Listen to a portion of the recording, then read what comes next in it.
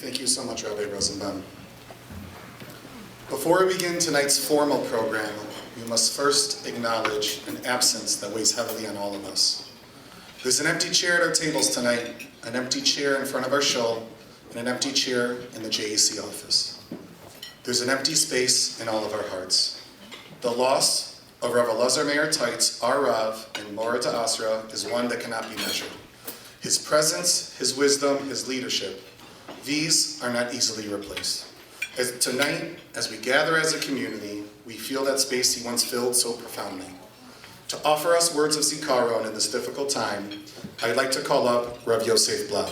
Rav Blau has dedicated decades to Torah education and spiritual guidance. He has served as the Mashgiach Ruchani at Yeshiva University for decades, but beyond just professional achievements, Rav Blau has a personal connection to our community. He is married to Dr. Rivka Blau, the sister of our beloved Rav. This familial bond deepens his understanding of our collective loss. Please rise and join me in welcoming Rav Yosef Blau.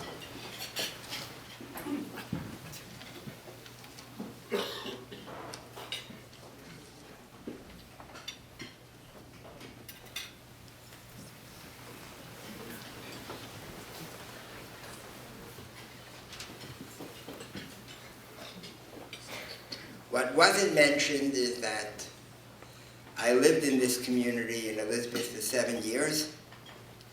When I was principal of the JEC between 1970 and 1977.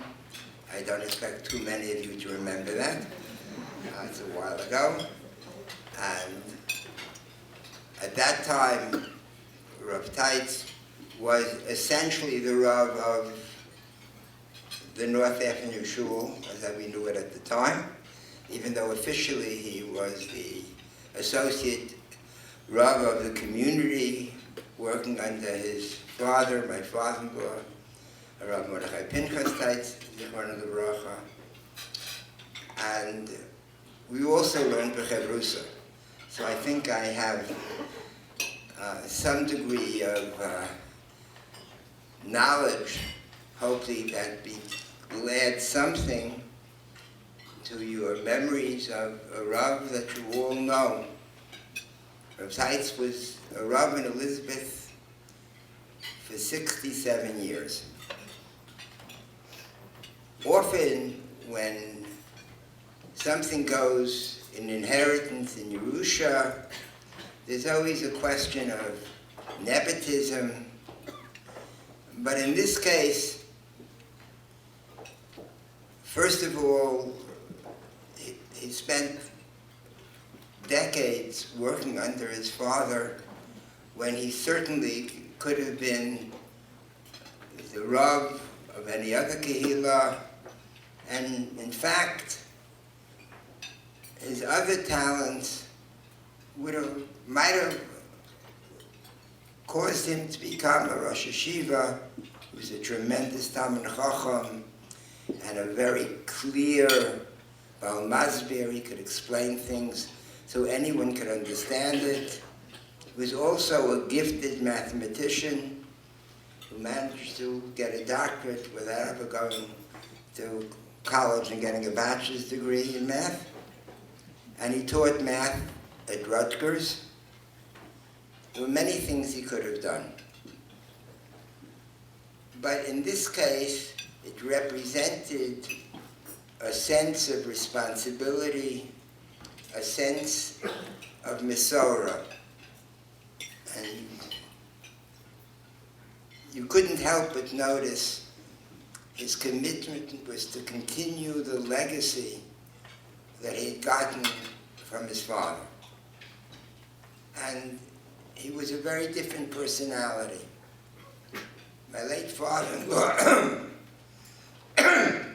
and only a few people here are old enough to remember, was a very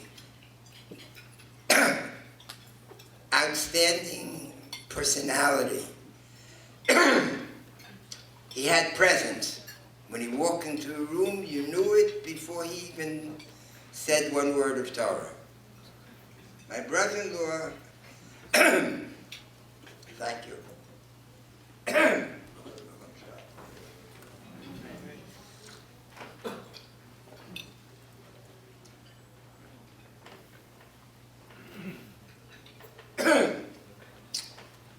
son-in-law was in very many respects the opposite. He hid his greatness. He was very modest, did not assert himself except when it was a question of halacha. He didn't like being complimented. He used to say, when someone would point out that he made a brilliant comment in Torah, or one of his ingenious gematrios, way more complex than anyone else I've ever seen do anything with gematrios, he would say, Kadosh Baruch Hu gave me a good head, I don't get credit for that. Even though there are many people who were blessed with good heads, and they didn't come great Talmidei Chachamim. Only if you work very hard. Just having a good head by itself isn't good enough. But he would acknowledge that people recognized his kindness and his sensitivity to people. And I want to focus a little bit about certain things that he did that are not as well known. He had a Beis Din in Elizabeth, and one of its specialties was Gittin. He didn't start off being interested in doing Gittin. There was an older Rav Spitz, Racha, who was the person who did Gittin. And when Rav Spitz realized he was getting old, he asked my brother-in-law to take over. But he was unique in how he dealt with Gittin. Number one, his sensitivity to both sides. The people who work for Agunot will tell you, as they've told me, that he helped many Agunot, not through creative approaches to halacha, but simply by being the mensch that he was. That he knew how to deal with the people, he knew how to convince the husband. It was an area that was technical, which of course appealed to him. You had to figure out the best way to write the names. There's a tradition in that. But he didn't want to take money from people suffering. So he didn't want to take any money for doing Gittin. But he realized if he wouldn't take any money, he would take over the entire country's worth of Gittin. No one, you go somewhere without having to pay. Why should I go somewhere else and have to pay? So he took a small amount that was put into a special fund. And for as long as the late Rav Michal Feinstein, one of the Racha, who was his Rebbe when he was in Eretz Yisrael, learning in his small yeshiva in Tel Aviv as well as in Panovich, he would send the money to keep that yeshiva going. But he never told anybody, he didn't make a fuss. That's what he did. When that yeshiva closed, the money went to a different stock. There was another area in halacha, and he was a great Baal halacha, because he knew and was also sensitive to the needs of people. Many people came to him in the most trying of circumstances. When a relative was close to death, and all kinds of halachic questions would come up about different treatments, whether to put them on the machine, take them off the machine. These are questions literally of life and death. And you can imagine that the children of the person who's so ill are not in the best of shape to make decisions of such nature. And if they would come to him, and many did, he would calm them down. He would ask to speak to the doctor. Reb Blau, for your words of zikaron, and for helping us reflect on the enduring legacy of Rav Elazar Meir Teitz. His presence is deeply missed, yet his influence is felt in every corner of our community. I want to share a personal story that I think captures who Rav Teitz was. About 2.5 years ago, I needed to speak with the Rav. So I organized that I'd meet him at JEC after Ma'ariv one night. We davened Ma'ariv together, and after Ma'ariv, the fellow who was supposed to drive the Rav home came over and said, "Rav, are you ready to go?" The Rav apologized to him, saying, "I'm sorry, I have a meeting," turned to me and said, "Josh, do you mind driving me home?" "Of course not, Rav, I have no problem at all." We met. As we got in the car, Rav Teitz started to apologize. "Josh, I'm so sorry. I'm such a burden. I can't believe this. I don't like it. I get it. I'm not supposed to drive anymore. I'm not questioning that. But I don't like being a burden on everyone, and everyone has to drop what they're doing just to drive me around. You don't need to be my chauffeur." After listening for a few minutes, I respectfully interrupted and said, "Respectfully, Rav, where's the burden? You're giving us all extra mitzvahs to perform. We get extra time to spend with you. There's no burden here." After a couple moments of silence, but felt like an eternity, he turned to me and said, "Josh, I never thought of it that way. You're right, but I still don't like it." That's who Rav Teitz was. He spent his life giving, leading, and teaching, never wanting to take from others. His legacy lives on through us. Everything we do as a community is because of him. Every mitzvah we perform, every tefillah we daven, it's all a part of the foundation that he built. And tonight is about celebrating just that. Celebrating what we as a shul, under his leadership, have built together. I'm going to start off with some thank yous, because Akar Satov, recognizing and expressing gratitude, is a fundamental value in Judaism, and tonight would not be complete without taking a moment to acknowledge those who made this evening possible. A night like this doesn't just happen on its own.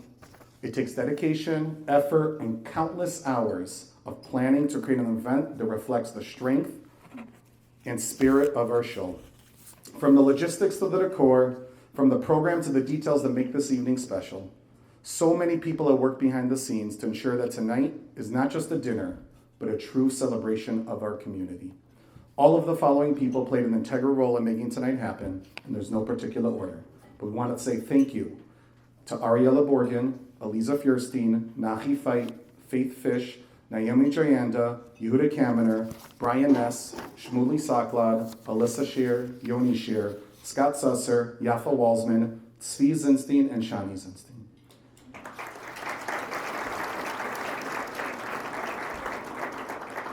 And a special thank you and shout out to our journal chair, Yossi Pinsker, who put together the journal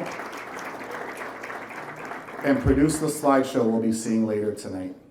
Thank you to the Ultimate Entertainment for the AV event and production. Thank you to Nathan from Avenue Flowers and Gifts for the beautiful centerpieces.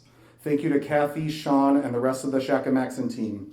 Thank you to Ruvain and Joe Rahmani from Ruben's Glot Spot Caterers, and thank you to Pinchas from Elizabeth One Stop Kosher.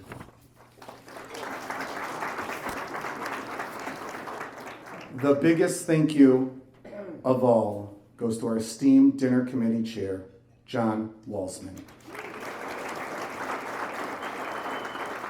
Tonight wouldn't have happened without your dedication, hard work, and tireless efforts to make this evening so special. Your leadership and attention to detail have ensured a beautiful and meaningful event for our shul. Looking back on this past year, it's impossible not to feel a sense of pride and gratitude. Our shul has grown, not just in numbers, but in spirit. We've learned together, davened together, laughed together, and strengthened the bonds that make the shul more than just a place to daven, but a place that we can all call home. This year saw a surge in adult engagement, whether it was the Men's Club Siyum and Barbecue, the Sisterhood's Donuts in December, or the Kinyan HaMasechta Learning Program. Our members found new ways to connect both socially and spiritually. And who can forget how we came together this past September as we launched our year with a variety of community programs. We had events and programs for all ages and demographics, culminating in a Ruach-filled pre-Slichos Shabbos featuring the Abramowitz brothers. Each event brought inspiration and connection. Our Yom Tovim celebrations were more meaningful than ever, from the uplifting Rosh Hashanah and Yom Kippur davening to our open sukkahs, Simcha Beis HaShoevas, and the annual Sukkah barbecue. And of course, Simchat Torah was filled with energy and joy as family and teens came together to dance and celebrate. But perhaps the most powerful moment of the year was during our emotional slow hakafa on Simchas Torah night. It was a moment born from tragedy, an outpouring of pain for what was happening in Israel, for the suffering of our brothers and sisters. But from that pain came something extraordinary. The entire Kiddush room was filled with one voice, crying out to Hashem together, not just in sorrow, but in unity, in strength, and in hope. It was a moment that reminded us that even in the darkest of times, we turn to each other, we could lean on our faith, and we can stand as one. In that moment, we didn't just react to the events unfolding in Israel, we created something special as a shul. A moment that will stay with us, shaping the way we daven, the way we support one another, and the way we move forward together. Speaking of moving forward, we can't forget our youth programming that has continued to flourish over the past 7 years. One of the greatest strengths of our shul is our focus on the next generation. A thriving shul doesn't just happen, it's built by those who dedicate themselves to creating a meaningful, engaging, and welcoming experience for our youth. For the past 7 years, that responsibility has been in the hands of Yoni and Alyssa.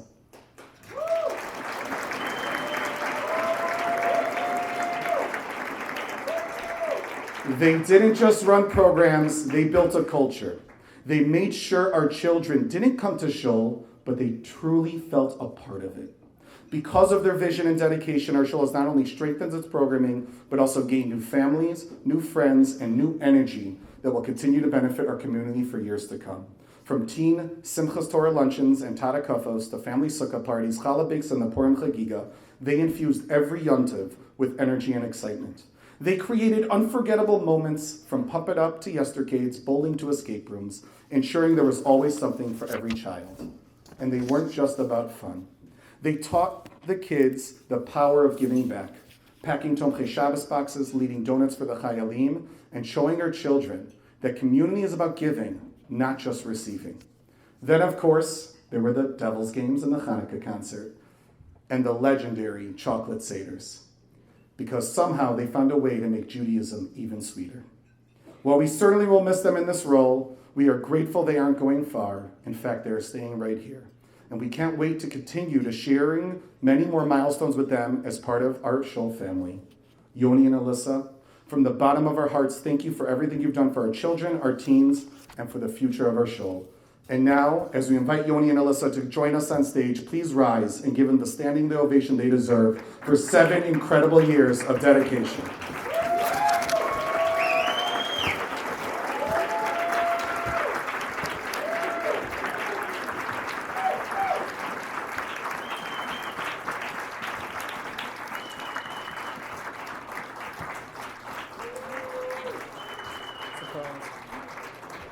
Just a picture of me. Should I go to the middle? Yeah. Where am I looking? Yes. Okay. I'm gonna come.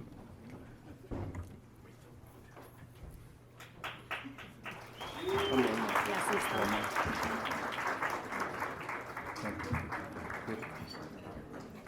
Thank you so much, Yoni and Alyssa. And this is what tonight is about, celebrating everything we built together, the programs, the learning, the friendships, the moments that make this show vibrant home that it is. We have so much to be proud of and even more to look forward to. Tonight, we have the privilege of recognizing 2 exceptional couples who embody the very essence of what makes this show so special. Alex and Dovid Moradi, recipients of the Alexander Krauss Service Award, and Ora and Baruch Sheinson are recipients of the Kesser Shem Tov Award. These honorees remind us that our shul thrives because of the people within it. Their efforts, both seen and unseen, keep this community strong, connected, and ever growing. As we celebrate 69 years of AI, we recognize not just where we've been, but where we're going. We are growing, we are thriving, and we are building the future together. And that future is bright. That future is filled with hope. And that future is now, because this past year we welcomed Rabbi and Eliana Steinmetz and family to our community.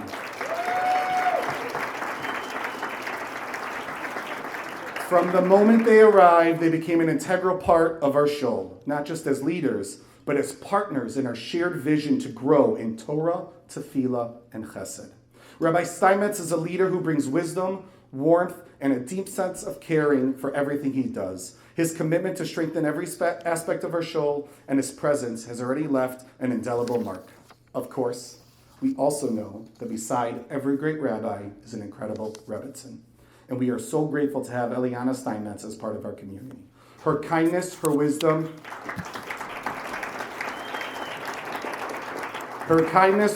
and ability to connect with so many have already enhanced the ruach of our shul in immeasurable ways. Ladies and gentlemen, please rise and join me in welcoming Rabbi Steinmetz.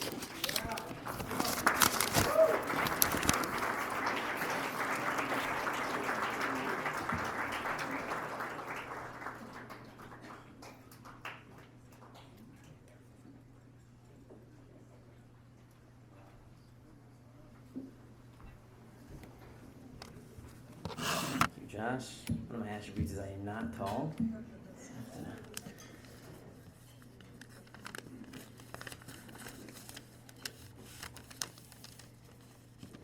Rosh Rabbi Blau, Rabbi Abel, Rabbi Rosenbaum, Ross Cholkis, Chief Saka, and anyone else who I missed that's included in Kol HaKal HaKadosh Hazeh. I want to welcome everyone to tonight's dinner, commemorating the 69th anniversary of AI, Congregation Adath Yisrael, the North Avenue Shul, whatever you want to call it. But I want to welcome everyone to the dinner. I just like Josh, want to begin by just expressing a few words of Akar Satov, a few words of gratitude to those who are deserving of such. I first and foremost want to thank our board and our shul. The board of our shul does an enormous amount of work. They're an incredible board, both in terms of the individuals, but the way they work collectively. I've experienced boards in the past. I've never experienced a board that sees eye to eye in the way that this shul's board does, in terms of having a shared vision even when there are disagreements. So the board works tirelessly to help ensure the vibrancy of our shul continues, and I want to share a personal Akar Sato for that, and specifically at their helm, Baruch, Stephen, the chairman of the board. So thank you very much. I also want to thank all the committees, the people that are involved in the committees. I'm not going to name the heads of the committees because even though the heads are the only ones that usually are involved in discussions with me, I know there are more heads, so I don't want to exclude anyone.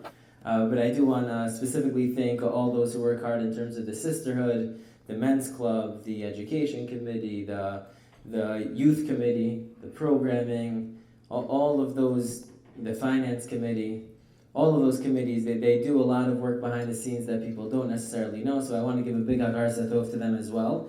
And to all the members of the shul who, whether publicly or privately, put a lot of time and effort to ensure that our shul continues to be vibrant. One of the characteristics that many people seem to use for our shul is that it seems to be growing. When I was being interviewed here, that was kind of, even if they weren't selling when they showed us the shul, that was the characteristic that we saw. A shul that was able to not just grow, but want to grow, and have that ability to be vibrant because of the members of the community that constantly try to put more and more effort into building this community. And so I want to give, again, a thank you to the members and the committees and all of that, but really all the members of the shul who join together in making the shul what it is. So thank you. Everyone give a round of applause for you guys.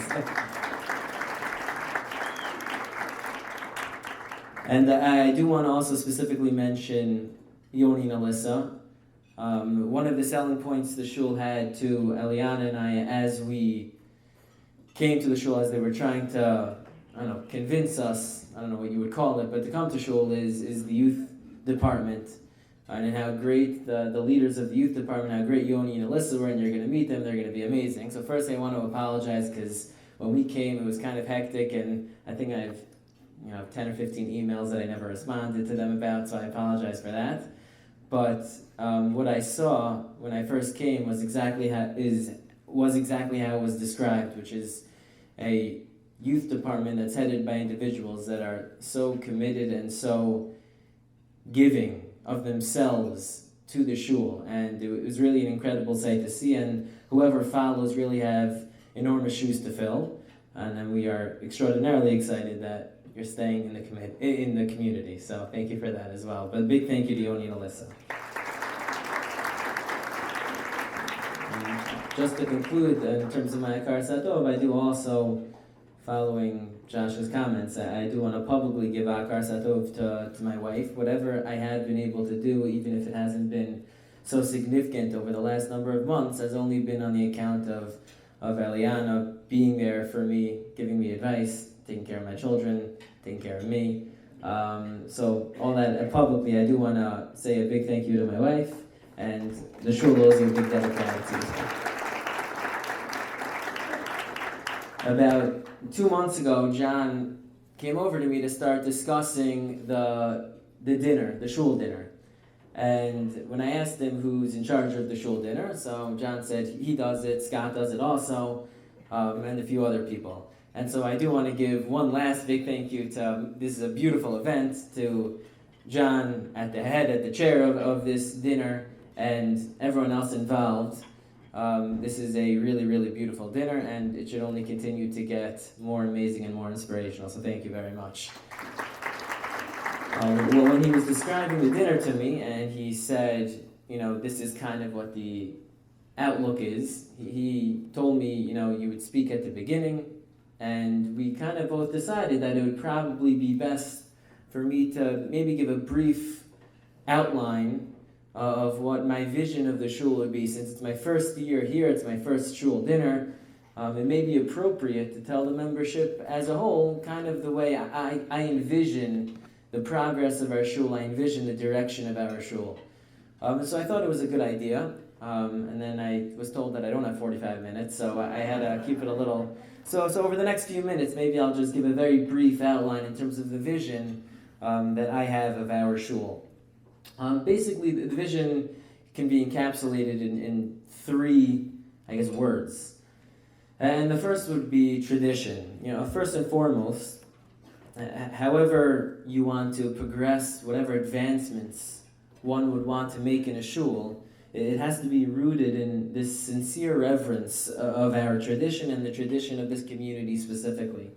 The Tanakh Eliyahu tells us that every day a person is obligated, is chayiv, to say, Masai yagiu ma'asai, when will my actions reach the Masai avosai, Avraham, Yitzchak, Yaakov, the actions of my forefathers, Avraham, Yitzchak, and Yaakov. And everyone asks, how can one possibly say such a thing? You can never be Avraham, Yitzchak, and Yaakov. Every day you have to say, when will my actions reach the actions of Avraham, Yitzchak, and Yaakov? So the Sfas Emes explains that the word yagiu, which we translate as to reach, doesn't just mean to reach in this context. What it means is from the Hebrew word negia, to touch. You can't reach necessarily Avraham, Yitzchak, and Yaakov, but you can touch them. Where they left off, you can touch and continue. And you can try to continue where your predecessors, where your ancestors finished, where they culminated their experience. As we just listened to Rabbi Blau and Josh, our community suffered an enormous loss with the P'tira of Rav Elazar Meir Taitz, the Mardas of our community. We as a community are not able to fill those enormous shoes. It is quite literally impossible. But what we can do is to be Nogea, to touch where he left off, to be a continuation of the legacy that he tried building. And wherever he finished, we will continue as a community. But that continuation of the community, wherever it goes, is only because it's a continuation. It's a hemshech of that original tradition.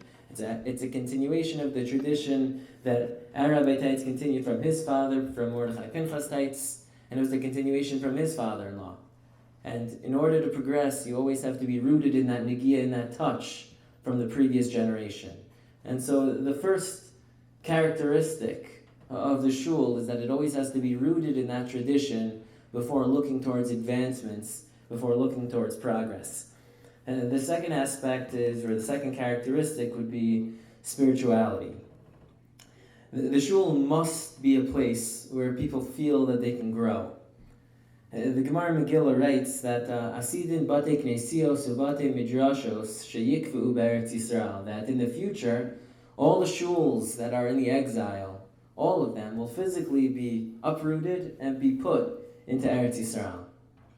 The Maharsha there comments that this is what it means when Dovid HaMelech says in Tehillim, Samachti v'omrim li beis Hashem nelech, that I rejoice when I am told that I am going to Beis Hashem, referring to a shul. Why? Because when I go to shul, Omdos ha'yiragleinu b'sharayich Yerushalayim, it's as if I'm going to the Beis HaMikdash Yerushalayim. The way that we should feel when we walk towards a shul, when we come to shul, is as if we were going to the Beis HaMikdash itself. We should feel that intense holiness, to feel that spirituality, feel how elevated we could be as if we were walking to Yerushalayim, to the Makom HaMikdash. It's an environment that we as a community must create so that we all feel that way. Everyone in our shul has opportunities and must be given opportunities, no matter the demographics, to be able to feel that, to feel elevated. You know, we have, every week, we have many different Torah opportunities. We have 3 Gemara Shiurim a week. We have a women's Shiur, we have a Mishmar Shiur, we have a medical halacha Shiur, we have the sisterhood Shiurim all the time. And then we have all these other events around the Yom Tovim, the youth department events.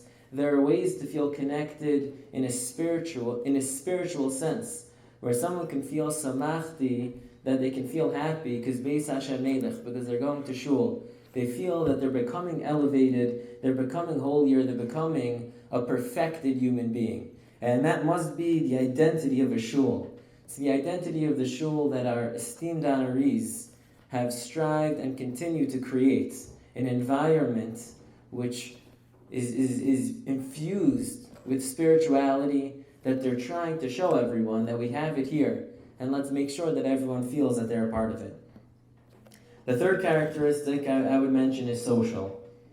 You know, the continuation of that pasuk in Tehillim that I quoted before is that Yerushalayim HaBenuya, that when we reference Yerushalayim, that place where our shul will eventually be, where our shul will be uprooted to, Yerushalayim HaBenuya Ki'ir Shechubra Lo Yachdav. Yerushalayim is described as a city which is chubra, which is something that's mechubar. It connects people, it connects everyone, it brings them all together in one place.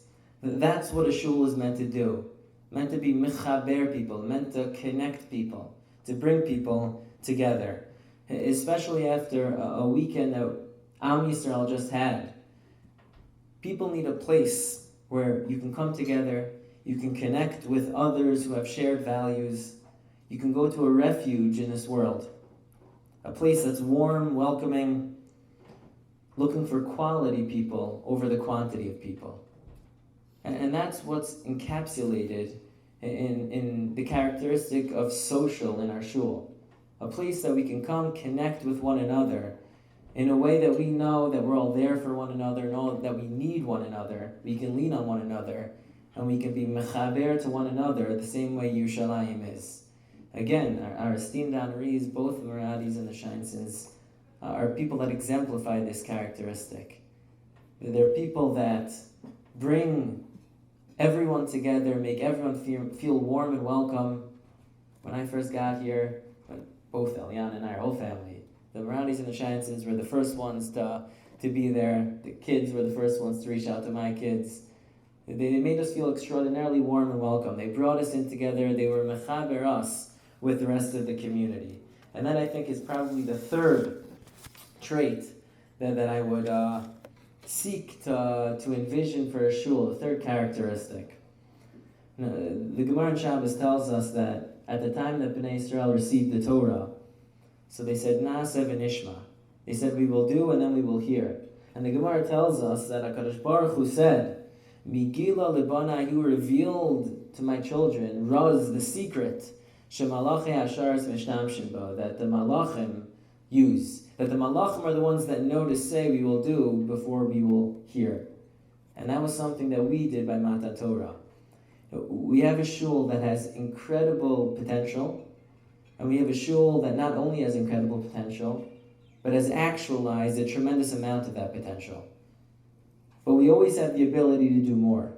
And one of the things that I'll plead with all the members of the shul is that everyone should go home tonight and figure out a way how we can say Naaseh before Nishma, how we can say to ourselves, we'll do, we'll participate, we'll be one of those people that we'll do what we think should be done for the shul before even it's asked. Maybe there are things that you think the shul could use, maybe you think that there are things that the shul could benefit from, and instead of just thinking about it, Naaseh before Nishma, do that secret that the Malachim had, that Klal Yisrael knew at Matan Torah, that's something that we should, as a membership together, as a shul together, we should do. This is something that absolutely encapsulates our honorees. People who are consistently saying Naaseh before Nishma. I'm getting calls consistently from all honorees. I'm getting called over in shul from honorees, telling me, this is coming up, we should do this, or this is a good idea, we should do this, or this is something shul does wrong, I think they should do this. Before being asked. It's Naaseh before Nishma. And that's something that I think we can all take to heart, that we can all learn from and bring into our lives, is this ability to do Naaseh before Nishma. And if we have these visions, these values in our lives as a shul, then our shul not only can continue to be vibrant, but will grow in its vibrancy, not simply in quantity, but in quality, and will grow until the point where we'll be a shul that's so similar to that shul that's supposed to be in Yerushalayim, that will naturally end up being in Yerushalayim with the coming of Mashiach, the Moradi Amen.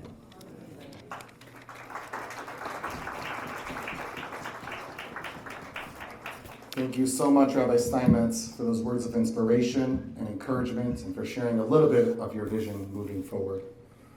One of the most special moments of tonight's dinner is the opportunity to recognize individuals who truly embody the values of our shul.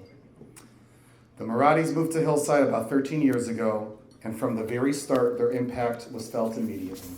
They didn't just join the community, they became an integral part of it. Their unwavering support of our shul can be seen in so many ways, from their involvement in learning programs to hosting events to their work with the Chevra Kadisha, and of course, with Dovid being brave enough to serve on the board. Their selfless dedication and tireless efforts inspire us all, and we are truly grateful for everything they do to lead and strengthen our shul. But, in my personal opinion, their greatest accomplishment wasn't any of that. It wasn't their leadership, their learning, or their chesed. It was something much bigger, something truly special, winning the Little League championship last year. But Dovid, I hate to break it to you, you think it was the coaching that did it. It wasn't. It was Alex's cheering in the outfield for every single person and every individual that went up to bat for us to get a hit. Please join me in welcoming Kobe, Akiva, and Aaron Moradi to introduce their parents, the Alex Krauss Service Award recipients.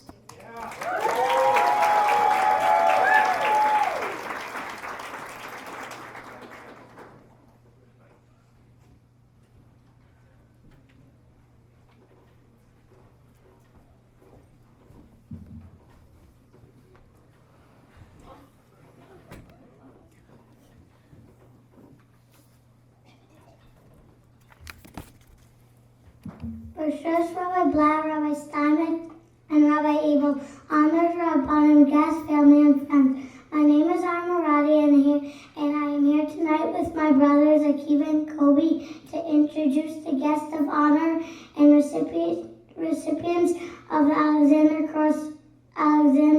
Krauss Service Award, our parents.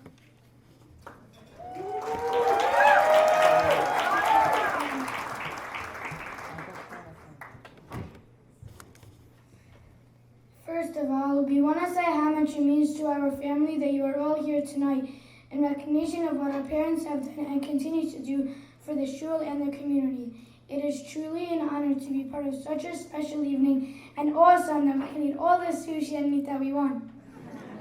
Secondly, we want to take the opportunity to share with all of you the secret behind how our parents can do what they do for their shul, their friends, our family, and their students and patients at their jobs. You'll never guess what it is. Okay, fine, I'll tell you. It's being a mixed marriage, Ashkenazi and Sephardi, I mean.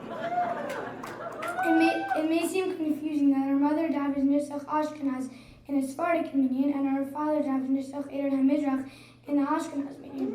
It may seem confusing that our mother is the first to open a kitten Yosnat on Pesach and our father wishes people get Shabbos instead of Shabbat Shalom. It may seem confusing that our mother will not go near gefilte fish while our father takes a large piece and has to pass the grain.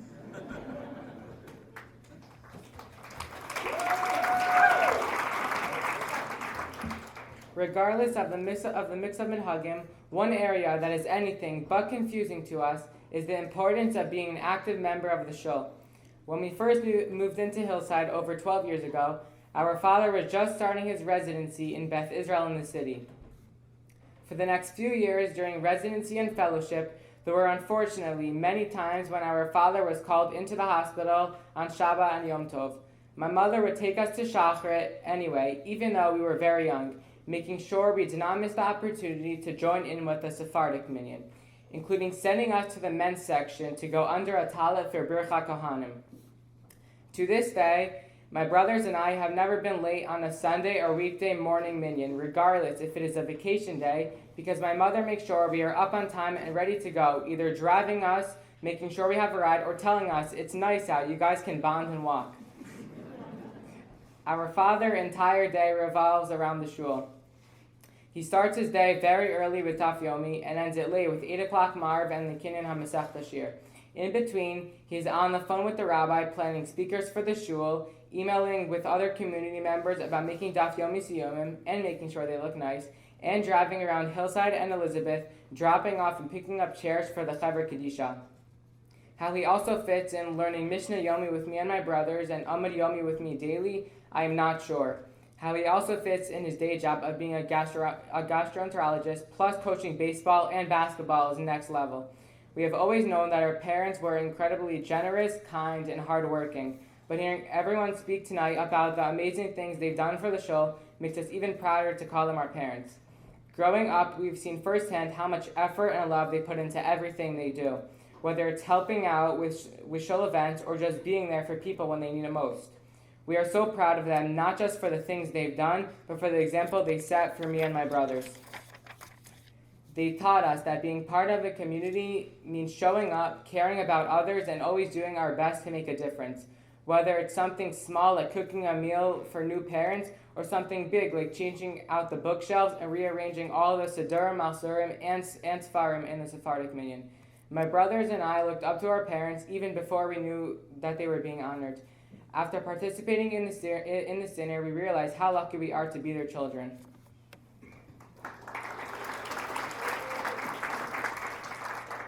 Ladies and gentlemen, your guests of honor, our parents.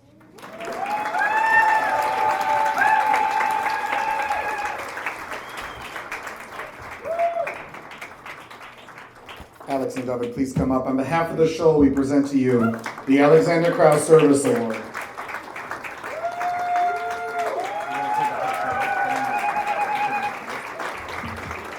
The inscription reads, the Alexander Krauss Service Award, Congregation AI's 69th Anniversary Dinner, Sunday, February 23rd, 2025.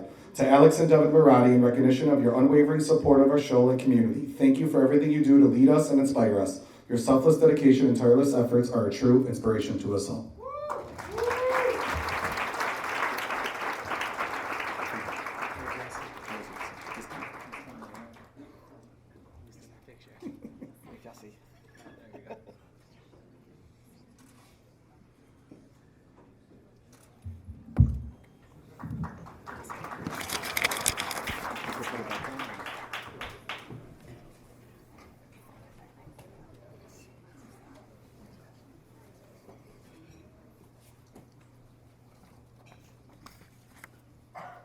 Rashut Rabbi Blau, Rabbi Steinmetz, Rabbi Abel, Rabbi Shapiro, and other esteemed Rabbanim, my parents, and the entire Kahal. Thank you for honoring Lexi and I with the Alexander Krauss Service Award. We feel privileged to be in the same sentence as Alex and his dedication to the shul.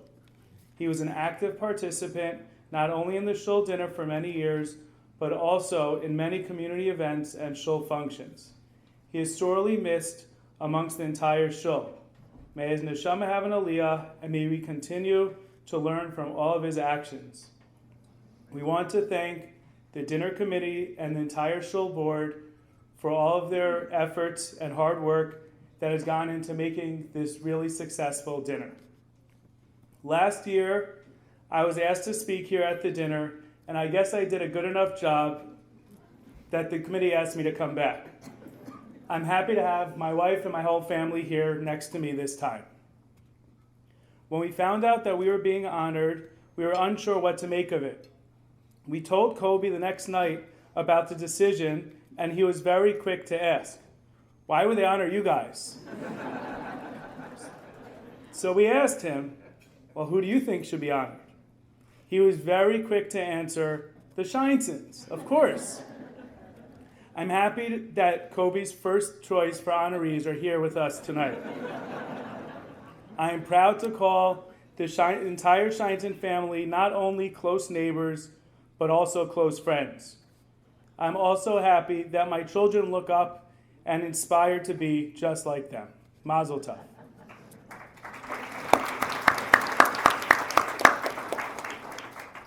Kobe's response of why would they honor you guys is one that makes us extremely proud as parents. Everything that we do in the community is a reflection of our parents and grandparents and what they have done and continue to do, except for maybe coaching baseball. All of the men in our families have acted as gabayim in their shuls. My father-in-law, Alav Shalom, worked as a diamond buyer. The first time I went to his company, he brought me directly to the kollel in the building and showed me around and introduced me to the Rav of the kollel. Our grandfathers gave shiurim. My grandfather learned by the Belzer Rebbe, and Lexi's grandfather, who learned in Pressburg before the war, gave a daf shir and even said the Kaddish at the Siyama Shas in Los Angeles several years ago. Our fathers, for many years, opened the doors for Shachrit, ensured that everything was ready on a daily basis, cleaned up, set up machzorim, and so much more. Our mothers and grandmothers were also involved in many of the mitzvot within the shul and the community. I remember my grandmother, who should have a complete refuah shlema, making sandwiches for the kids on Yom Kippur in our shul. Our grandmothers were all serious in shul and daven daily and said Tehillim for all of Klal Yisrael.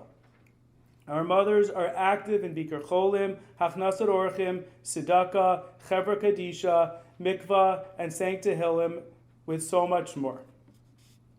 This is the first shul dinner without our Rav Ha'ir, Moreno Harav Taitz Zatzal.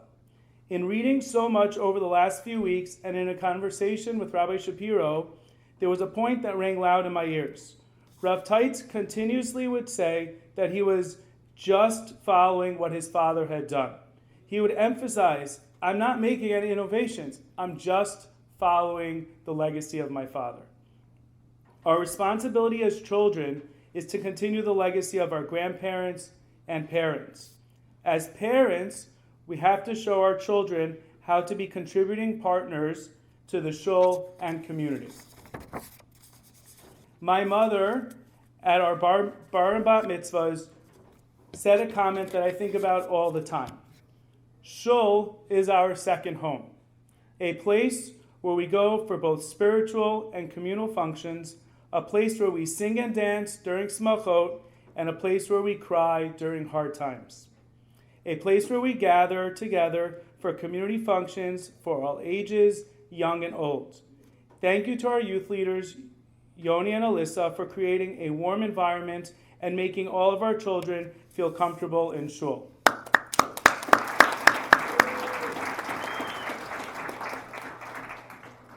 I believe the idea that my mother shared is actually from a pasuk that we will read this coming Shabbat.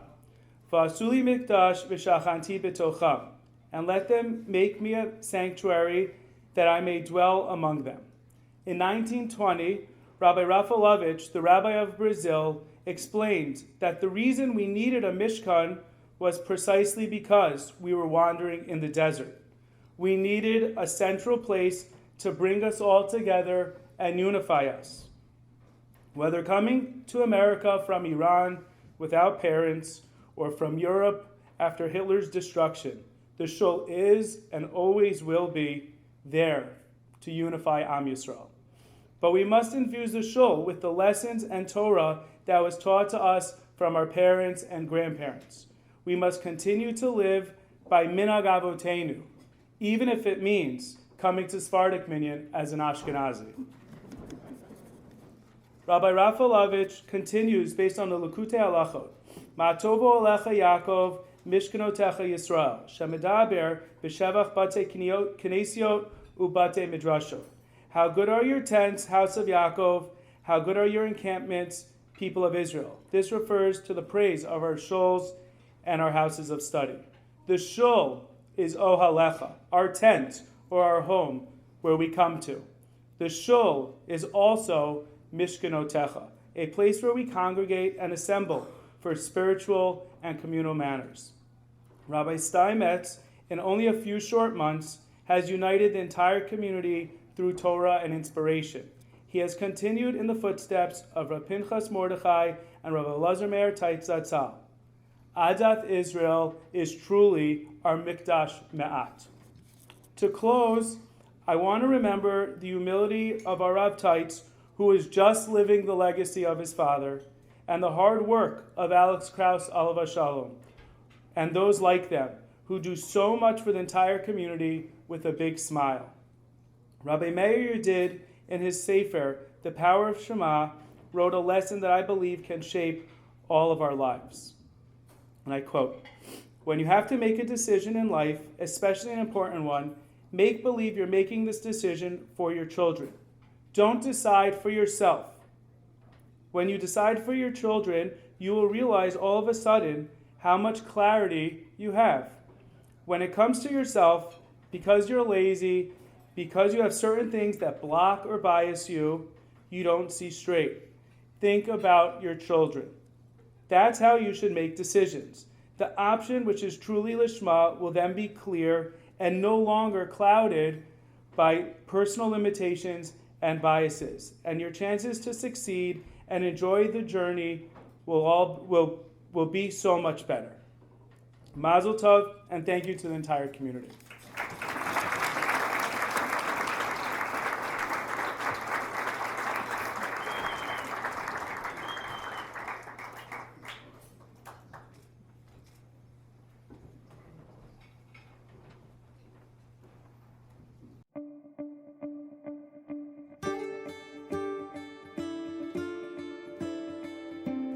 בקרוב תזרח השמש, נדע ימים יפים מאלה, הלב נלחם בדאגות. כולם יחזרו הביתה, נחכה להם למטה, הלוואי נדע בשורות טובות. כי עם הנצח לעולם לא מפחד, אפילו כשקשה לראות. כולם ביחד, אף אחד פה לא בודד, שישרפו המלחמות. עם ישראל חי, אם לא נשכח תמיד להיות מאוחדים. עם ישראל חי,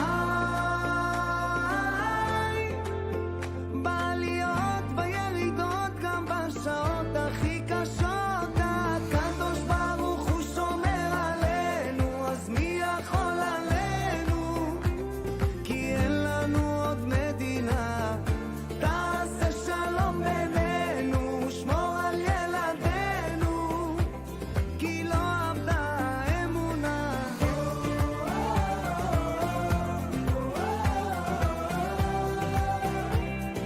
עם ישראל, עם ישראל חי.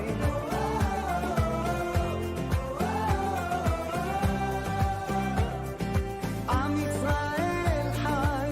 אור ארצי נחלתנו, לא תיפול כעת רוחנו, מסביב ברזל של חרבות. ויונה תפרוס כנפיים, התקווה בת שנות 2000, עוד נצא לשיר ברחובות. כי עם הנצח לעולם לא מפחד, אפילו כשקשה לראות. כולם ביחד, אף אחד פה לא בודד, שישרפו המלחמות. עם ישראל חי, אם לא נשכח תמיד להיות מאוחדים. עם ישראל חי, בעליות בירידות, גם בשעות הכי קשות. הקדוש ברוך הוא שומר עלינו, אז מי יכול עלינו? כי אין לנו עוד מדינה. תעשה שלום בינינו, שמור על ילדינו, כי לא אבדה האמונה. הקדוש ברוך הוא שומר עלינו, אז מי יכול עלינו? כי אין לנו עוד מדינה. תעשה שלום בינינו, שמור על ילדינו, כי לא אבדה האמונה.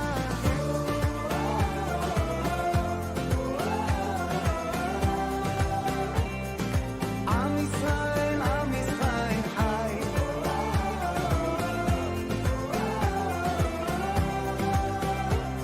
כי עם ישראל חי.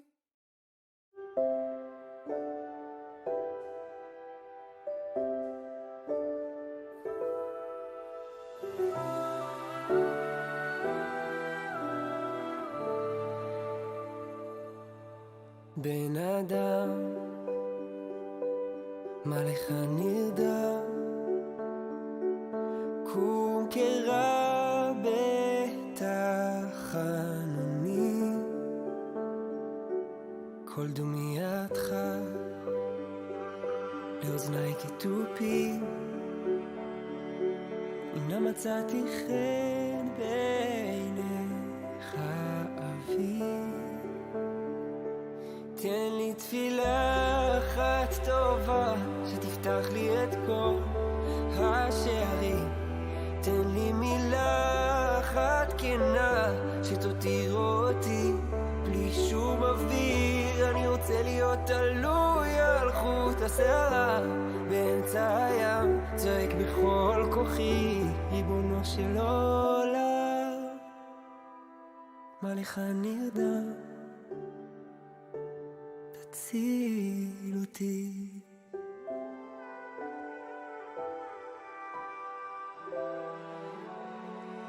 לא בראת אותי להתהלך כישן, אתה מלא אהבה, אני רוצה גם כן. אז תן לי תפילה אחת טובה, שתפתח לי את כל השערים. תן לי מילה אחת כנה, שתותיר אותי בלי שום אוויר. אני רוצה להיות תלוי על חוט השערה, באמצע הים צועק בכל כוחי. תן לי תפילה אחת טובה, שתפתח לי את כל השערים. תן לי מילה אחת כנה, שתותיר אותי בלי שום אוויר. אני רוצה להיות כחיה הנוהמת בים, לילות שלמים, ריבונו של עולם, מה לך נרדם? תציל אותי.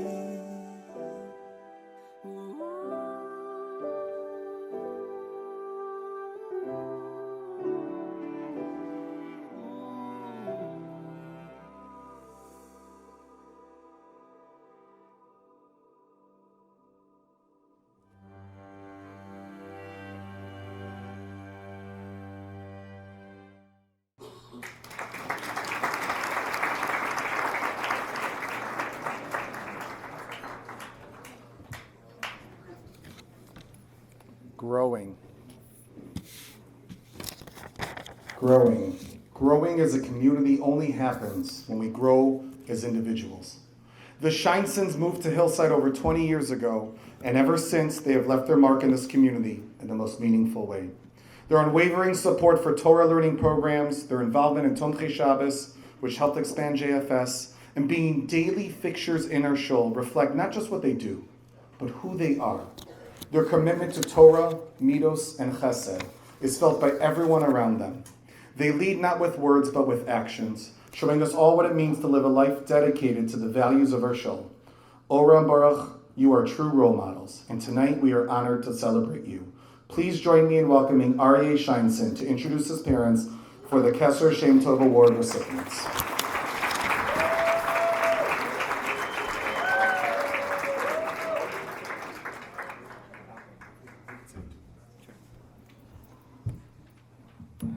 Hello, everyone. For those of you who don't know us, my name is Aryeh Sheinson, and this is my sister Miriam. We're the middle children, but we're in charge. My parents made the dubious decision to ask their kids to speak for them at an event, and Mordechai and Yedidia bestowed upon me this honor. Sorry, Miriam isn't actually here right now. She had too much fun running a Mechala Shabbaton and ditched me. She literally can't speak. Since this is an important event, we will keep this serious. We will not mention Mickey and Minnie costumes at weddings. We will not mention the infestation of turtles in our house. We will not mention how incredibly nerdy both of them are. On to things we will mention. I couldn't possibly fit everything that I want to say about my parents in this speech, so instead I'll focus on different traits and mitos that they have and how they exemplify them. Avas Torah. My parents, their Avas Torah shows through everything they do. This includes sponsoring learning, buying entertainments to enjoy while learning Mishnayos on a Sunday morning after Shacharis, taking us to Motzi Shabbos learning, organizing a women's symposium, and many other learning opportunities. And then there is their individual learning. Abba, I know you had 13 daf of Gemara to learn today, but it's fine because Abba and Kanan are actually, they're learning the Masechta that you guys are up to right now. So they're on track, and so he's only 26 daf behind. So yeah, he's good. He's caught up. He's good. Yeah. So Abba is genuinely excited to have a day off to learn. One time he comes up to me and he says, "It's President's Day," and I said, "Yeah. What are we doing around the house?" And he goes, "Around the house, I'm going to shul." And I went to shul with him, and it was great. He's also not afraid to show emotion when saying Tehillim or to daven for the family during Elul after a long day at work. He enjoys sharing Torah at the Shabbos table, sparking vigorous arguments, also a lot of bickering in halacha. How one should act bein adam lachavero is a big, interpersonal relationships is a big topic of conversation at our Shabbos table on Friday nights. And Rabbi Dayan is always right. Ima is equally excited when she gets to learn and share a piece of Torah or help someone who is in need. And the Divrei Torah.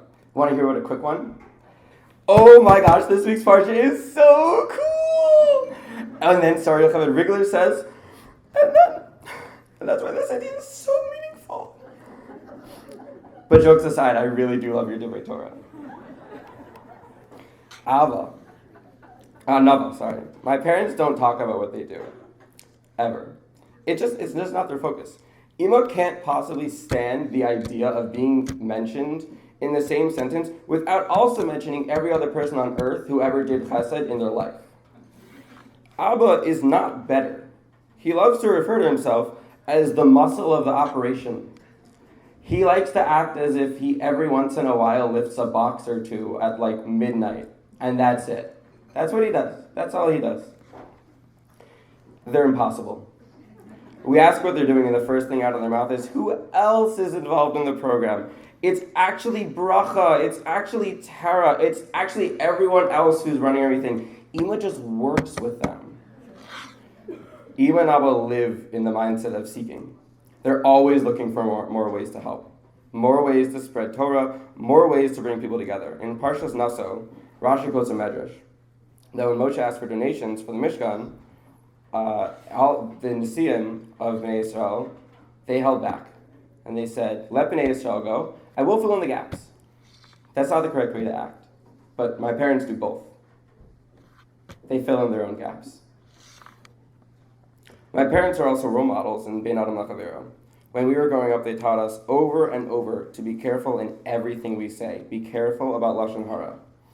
At a young age, they taught us to treat others with respect and greet everyone, literally everyone you pass on North Broad, on the way to shul, with a smile and a good morning. My parents always credit each other. They are each other's Ezer Kenegdo. For every action one of them does in public, the other is pulling for them behind the scenes, and we're probably schlepping boxes. They act as one, working to build themselves, each other, our family, our community, and Klal Yisrael. They have shown us how a Jew can live based in the Torah world and enhance the world around them. Thank you to this community for being a home where we see others working on the same values we see in our house, seeking Torah, helping others, and doing our best to act as an Am Echad B'Lev Echad. And thank you to the Moradis for being our adopted uncle and aunt next door. Please welcome my parents.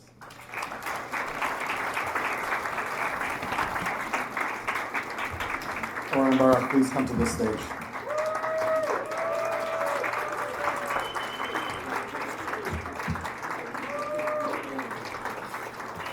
On behalf of the show, we present you with the Keser Shem Tov Award. The inscription reads, Congregation AI's 69th Anniversary Dinner, Sunday, February 23rd, 2025. To Ora and Baruch Sheinson, in recognition of your profound commitment to the values of our show and to the members of our community, you serve as a shining example how to live a life of Torah, Midos, and Chesed. Thank you for helping shape a brighter future for us all.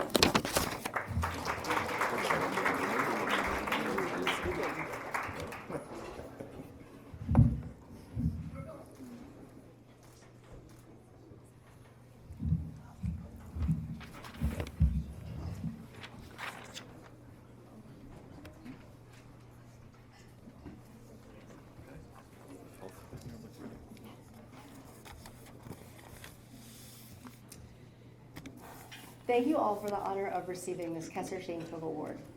It is a privilege to be part of such a vibrant community filled with friends and family, and your presence tonight makes this celebration truly special.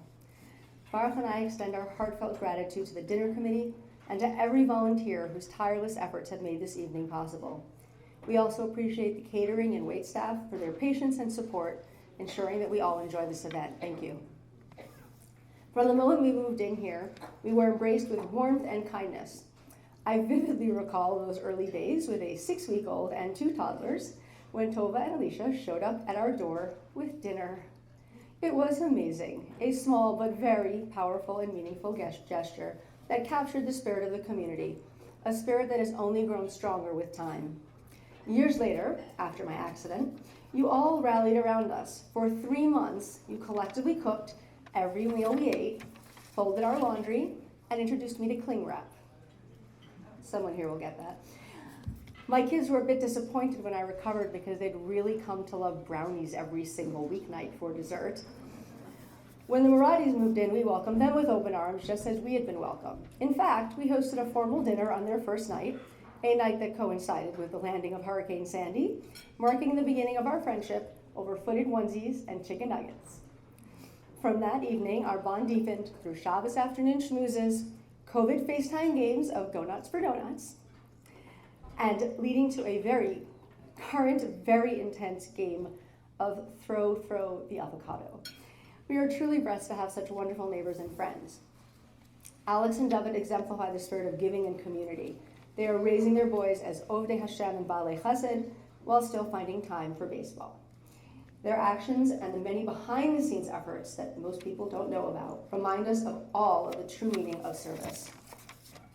Tonight we honor them with the Alexander Krauss Service. As we honor them with the Alexander Krauss Service Award, we celebrate not only their actions, but the inspiration they provide to us all. Chazal teach that our strength lies in the collective. Our tefillos become more powerful when shared together, our Torah richer when learned together, and our chesed more meaningful when performed together. Many of you here have stepped up, whether by making an extra Tomchei Shabbos run, picking up discounted food for those in need, paying for an extra meal, or simply offering a listening ear. Rabbi Sachs eloquently described chesed as a critical element of the covenantal bond at the core of Judaism's visions for society. While tzedakah involves giving material resources, chesed is about giving of ourselves, our time, and our hearts. This commitment is the foundation of a society built in loyalty, fidelity, and faithfulness. Our community's growth in Torah over the years has also been remarkable. I fondly remember being introduced to the weekly Parsha Shir the first time we came to check out the community, and the years when I attended Elisheva Teitz's decade-long Shir on Akedat Yitzchak. I remember when Shabbos afternoon learning groups began in our home over 20 years ago and grew into learning groups for many ages in many homes. Today, we enjoy adult learning sessions on Shabbos and throughout the week, Daf Yomi, parent-child learning, women's symposiums on Chag, and so many other learning opportunities. Thank you to everyone who worked so hard to bring learning to our community. It is proof that when we come together, our collective wisdom and strength multiplies. Baruch and I were fortunate to grow up in homes steeped in chesed, Torah, and tefillah. Our families were always ready to help. Literally, before you knew you needed help, they were pulling out the chairs, they were cleaning off the table, they were delivering food. And we have strived to pass that legacy on to our children. To our parents, thank you for laying the foundation, for showing us what it means to step up to the plate, to cling to Torah, and to put family and community first. To our children, thank you for continuing the legacy. We are proud of what you have accomplished. Every day, we see you reaching out to friends in need, lending your time and advice so that everyone feels welcome and finds their place. We deeply appreciate the many ways that you support our community, whether it's putting away Siddurim or Machzorim between Shabbos and Chag, cooking meals, schlepping food, packing it, schlepping more food. Your actions exemplify your desire to help others. And nothing warms our heart more than watching you nurture the next generation, playing with your younger cousins, walking them to Minyan, teaching them Torah, and sharing a passion for 3D printing and, of course, Magic the Gathering. Baruch, thank you for being my partner in everything, literally. No one except Hashem truly knows everything you do, but I get a decent glimpse, and I'm honored to be your partner. I would be remiss if I did not mention the profound impact of Rav Taitz Zecher Tzadik Livracha. Though unwavering in his commitment to Torah halacha and Torah life, Rav Taitz always balanced the Torah needs with the derech eretz and respect for others. I had the zchus to know Rav Taitz in many capacities. He was both a brilliant Talmud Chacham, known throughout the world as a luminary, and was also able to relate to Jews of all types. It is amazing how many people I know from so many different walks of life who have said, he was my Rav. He meant something to me. I had a personal connection to him. His dedication to Am Yisrael and to our community, often at great personal sacrifice, continues to inspire us all. We are honored to live in a community that embodies Rav Taitz's legacy. Our deep friendships, the many homes that where our children feel welcome, our shared love for learning, good books, and board games are all testaments to that legacy. It truly takes a village to raise children, and we are immensely grateful for the village that we have had here. As individuals, we must always strive to grow and improve. As a community, there are countless ways to get involved, whether by supporting the shul, participating in learning, or engaging in acts of chesed. I invite you to step forward, offer your time, or provide financial support to Adath Israel JEC. Let's work together to ensure that our community continues to thrive as a united Adath Yisrael. May we continue to build this community together in the spirit of Torah, Chesed, and Masim Tovim, honoring the legacy of Rav Taitz Zecher Tzadik Livracha for many generations to come. Thank you.